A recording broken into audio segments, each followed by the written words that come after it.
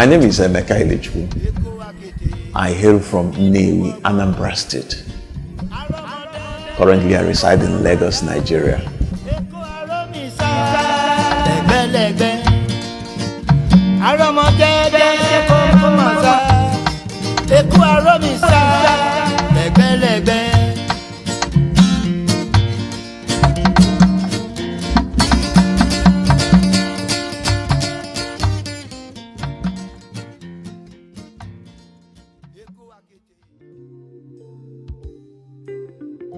I am an artist. You discover you have a talent. Nurture it, grow it, train, make all the sacrifices to develop it. Because one thing I notice about God is whatever He gives you is always in its raw form. When you start working with it, that's when you start getting better and better and better. And don't ever allow anybody to discourage you. I mean, anybody. Once God has put it in your heart to go for this, don't ever allow anybody to discourage you. All I say is this: believe in yourself, believe in that gift, make all the sacrifice to develop it. Trust God, believe Him, and before you know it, your step will be like the step, like the way Bible put it. The step of the righteous is a shining light that shines brighter and brighter unto the perfect day. So I can rephrase it. The steps of a talented person who works and develops it will shine brighter and brighter and brighter till eternity. That's what I believe.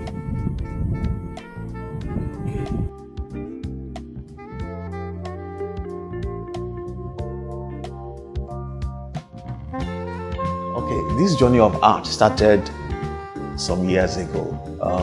I could remember vividly 1980 when I was about 5 years old. I remember my drawings were far much better than my peers, my fellow pupils in elementary one then. And my teachers used to call me up to come and draw then on blackboard, like what we have now. The whiteboard, then we use a blackboard. So they would call me up to come and draw on the blackboard. Interestingly, my drawing would even look better than that of my teachers. And I became known as the boy that draws. Over time, they started calling me Emeka the artist. To be precise, 1983 now, there was an incident that happened. I was in my uncle's house. I was playing with other kids, and everybody was telling each other what they would be in future. And I said that I'll be an artist. I remember that my fellow kids laughed at me. In fact, they said that artists are known for, they are synonymous with poverty.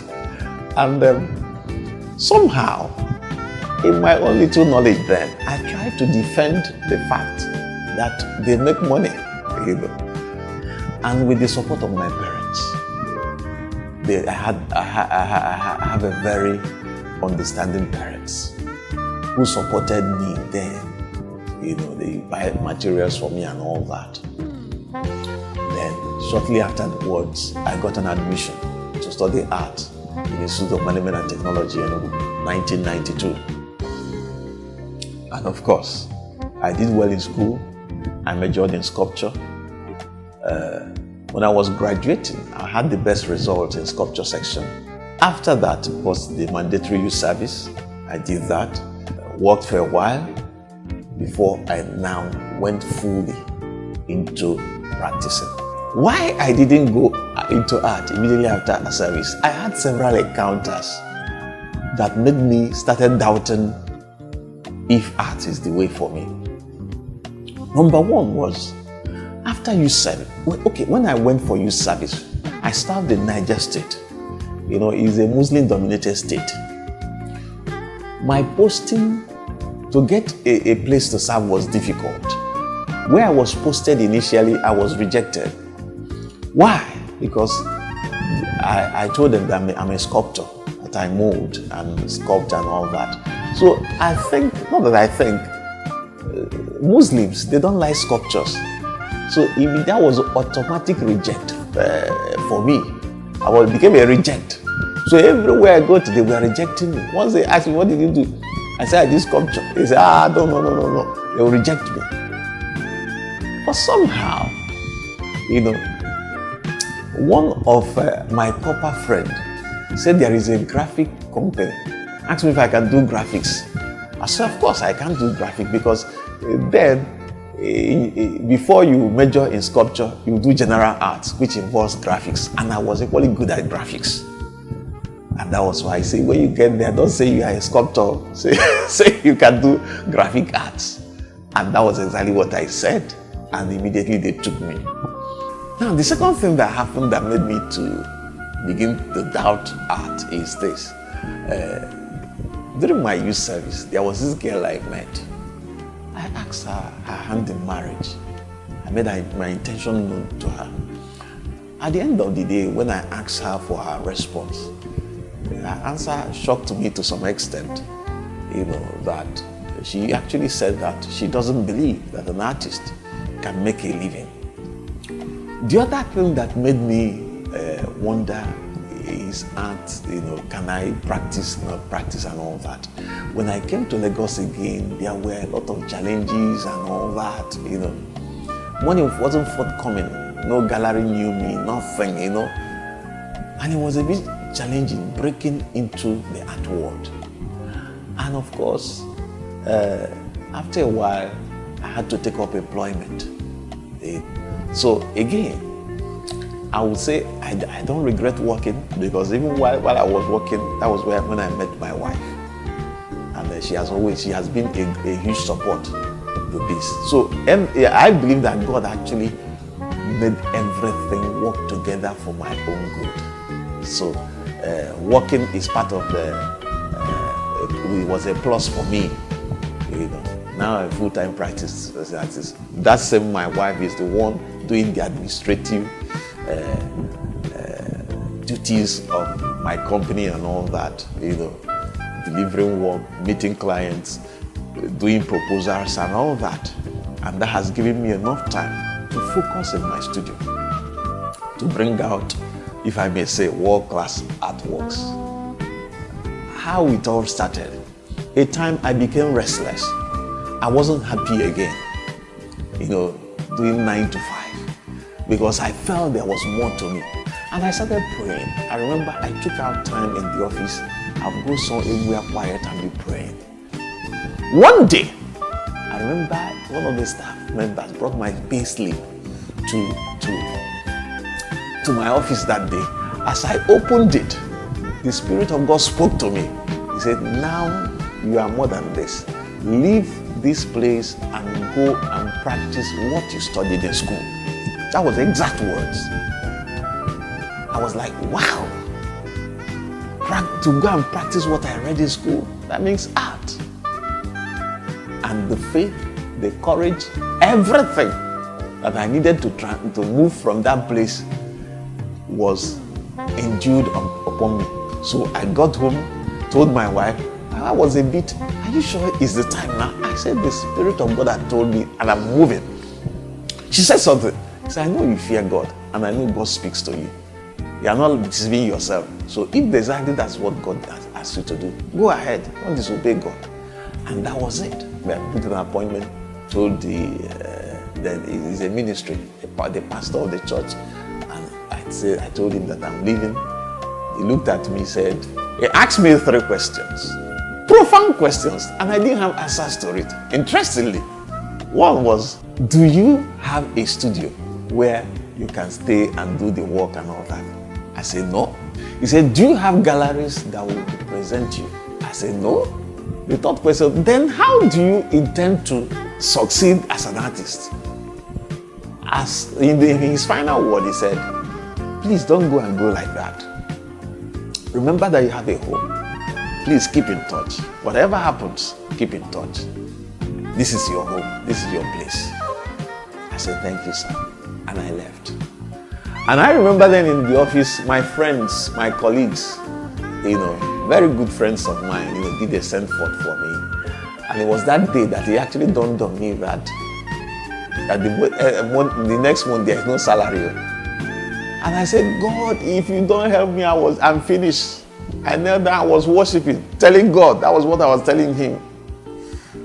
And God, being who he is always back his word. Being who he is. Today, when I look back, I feel so happy. Because the thing about it is that God honors faith. It was a journey of faith. I remember the day I resigned, I was owing. So when people say they started business with capital, look, in fact, I was in debts when I started my business. So it's not even about that I don't have enough capital. There is no capital at all. I was on the negative. So there was no capital. I started with one laptop, one camera, brushes, and paints I have at home. These are the 4 items I started with. I will paint, do the painting, snap it, put it in a laptop, be showing people. And people started buying, started showing interest. And of course, I was putting in my best in every work that I did then. Interestingly, the very first month, I made more than double of my salary. I was shocked. The second month, it kept getting better. It kept getting better. It kept getting better. Year in, year out. And I thank God. God honors faith. He honors faith. It is a journey, total, pure faith. I started with galleries. Few galleries took my work. And they sold. I remember that a particular gallery was selling my work one each year. We sell one. So I stayed with him for like 2 years. We sell one each year. One. He sell one each. Another one was selling like every 6 months. They'll sell one. Now, one day I asked myself the question. So in a year, I will sell like, if I'm dealing with, let's say, 5 galleries, I'll sell like 5 or 6 or 7 works in a whole year. How far will I get with that? When will I have a family to take care of? And that means I will have more works in my house waiting to be sold. I said no. I can never put my destiny in the hands of very few people. I have to take my destiny in my hand, go out there, look for people to get this work, and publicize what I'm doing, and let them get this work bought.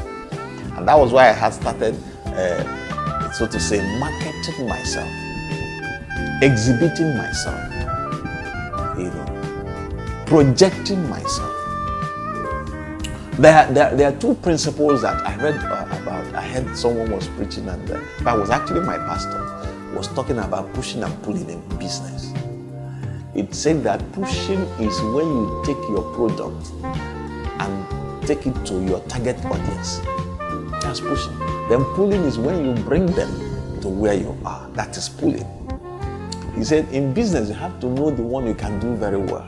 It depends on the size of your business, your influence, and all that. For startups, do pushing. Take your product to where the people that need it, where they are. And that was it. That singular statement changed the whole tempo. I started taking what I do to where people that might need it, where they are. And it had worked so well. I organized a lot of salon exhibitions. I'll do my works, take it to where people are, where I feel I can get the audience. Display the works. It had worked so well for me. And I'm still doing it even till now. And right now, I already have outlets where they display my work permanently. So 24/7, if you go there, you see my work. And we are looking one day, we have a full-fledged gallery. That we're doing consultancy and so many other aspects of art. So that was exactly what made me to, so to say, leave galleries. Not that I don't work with them, I still work with them once in a while. But my major way of marketing myself is through my connections I've made over the years, and my outlet and all the salon exhibitions I've organized. The major challenge I had Especially the first salon exhibition I did was funds, because the venue, there is a saying that says the venue makes the event. There was a venue I was looking at, very expensive venue. In fact, I remember we were paying 40,000 naira a day there, and we had to pay for that. We paid for 3 days. This is somebody who is starting business. And then 40,000 naira was, the value is much more than what it is today. And if you remember correctly, I told you that I started in debts. So to raise the 40,000, and to raise 120,000 was a lot of money. Then to frame the works, to get so many things done, was equally a lot of money, for me then. But somehow, my friends and well-wishers gave me funds. I borrowed money from some people who I told I would refund them after the exhibition. Interestingly, the exhibition was a success. And a few weeks after the event, I paid all of them.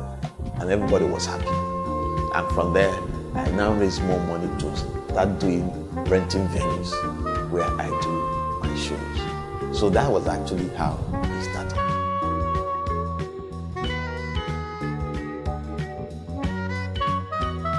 The beauty of art is that the artist himself grows with time. I started doing painting on plain canvases. Over time, I introduced thread.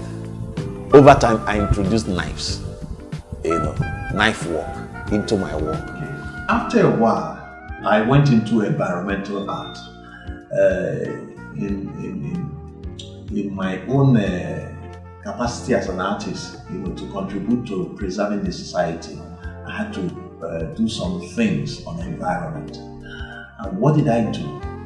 I had to look around my environment, source material that I know that if it's not recycled, it will be a problem.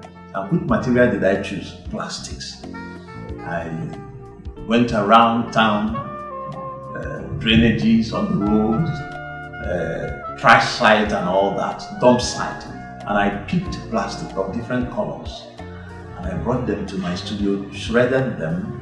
The thing about plastic, they have beautiful colors, and I combined the colors, pasted on my board, to create beautiful pieces. It's a kind of collage. And those body of work were recognized by quite a number of people. There was one gallery in Abuja that invited me for an exhibition that US Embassy sponsored the day they were doing World Earth Day, the World Earth Day. And I was part of the exhibition. 10 artists were selected all over Nigeria. And interestingly, I was one of the few that was selected. And we showcased our works, courtesy of United States Embassy in Nigeria. And we made our voices known. It was loud and clear that we need to protect our environment. Now we moved into wood. Then we are not just doing wood, we introduce metal. So we do metal and wood together now.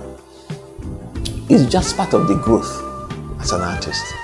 And the thing there is that I have come to understand that every individual have an unlimited potential. So who knows, maybe next year we'll introduce another thing. And that's what makes it interesting.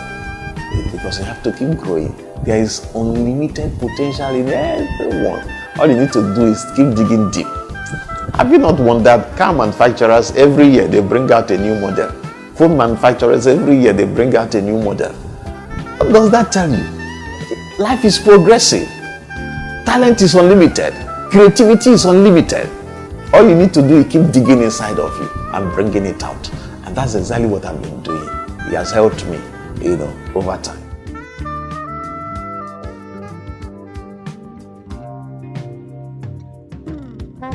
As long as the Lord lives and I'm healthy, I'm healthy, I don't think creativity will drop when it comes to me. Yes, the body might tend to be a bit weak because of age, but creativity, I believe, for me, will not drop. Because there is other avenues to express yourself. Why did I say that? I have seen artists in their 80s still working, still producing, still on fire. You know, for example, Bruce Onabrapaya is in his 80s. Yusuf Grillo should be 82. They are still working. They are still producing. El Anasu is in his 70s. In fact, he's in Africa's highest paid artist in terms of the price of his work. You know, these are elderly men. Now, I understand the fact that some people, maybe over time, maybe a lot of disappointment, they feel the zeal to continue might not be there. I think we should separate that from old age. Because some people over time, the zeal to even do the thing is not there. The passion is not there. And which can happen at any time, whether you are young, middle age, old. You know, the zeal, once you lose the zeal, the passion for the work, forget it. You can't create it any longer. Because as an elderly artist, there are so many ways to create. You can bring in young people. You know, tell them to stretch works for you. Tell them to cut things for you. All you need to do is assemble it. You know, because you will guide them. So you don't necessarily require the energy to get it done. You just need useful energy to do the hard work. The work we require a lot of. But the creativity, the concept, the idea is from you. And that makes it beautiful, because that's the beauty of God. That is when you now begin to impact the younger generation. Begin to show them.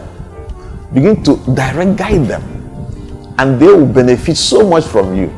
And that's why we have lecturers, we have mentors, we have people, you know, that we look up to, you know. So I think the part of it is God's way of, so to say, you are forced to impart knowledge to the younger ones. And of course, I've already started doing it. I have people that work with me now. I must do everything, cut every wood, go to market, deliver work, you know, go and collect check. Oh, only me? No. I can do all that.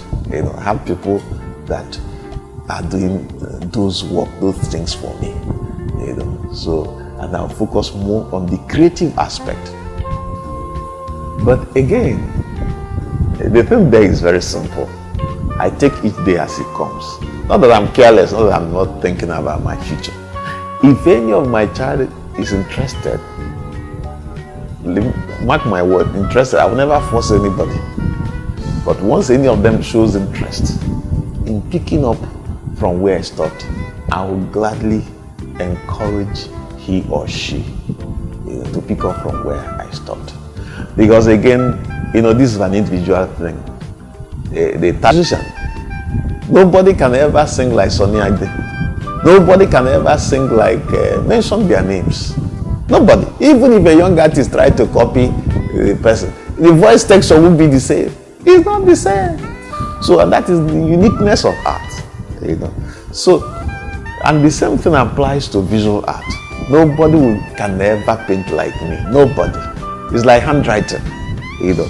Nobody, you know. So, but if my children are interested in doing that line, I will help them to discover their unique individual talent and they express it.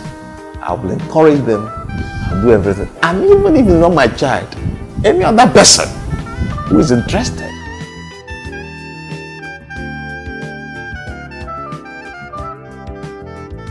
For my children and to do before I leave this earth is to keep quite a number of masterpieces for them.